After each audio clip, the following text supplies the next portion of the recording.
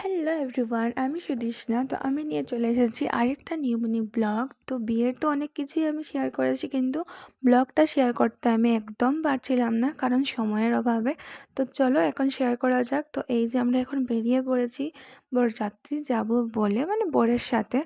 তো এখানে আমরা সবাই গাড়ির অপেক্ষা করছিলাম। তো এই যে এখন গাড়ি চলে আসবে। আর তোমরা কি জানো, আমার মা না বরের গাড়িটা দেখে একদম কান্না করছিল। জানি না কিসের জন্য, বোধহয় উনি ভাবছেন যে এখন তো যাবে গিয়ে আনবে বউ, মানে যার বাসারই বউ হোক না কেন, মানে মেয়ে হোক না কেন, বউ বলতে যাচ্ছি। তো জানি না কেন ইমোশনাল হয়ে পড়েছিল।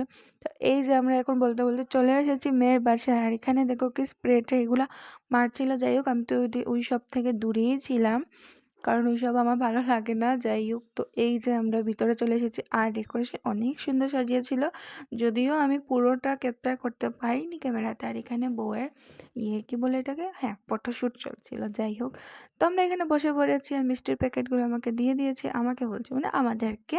আর এই যে দেখো এই ছোট্ট বাচ্চাটা, মানে এত দুষ্টু করে, মানে কি বলবো, কিন্তু অনেক কিউট, অনেক কিউট। তো যাই হোক, এখন আমরা চলে যাবো বউয়ের সাথে ফটো ওঠার জন্য, কারণ ফটো একটাও ক্লিক করিনি আমরা, কেউই করেনি, ওরা করছিল।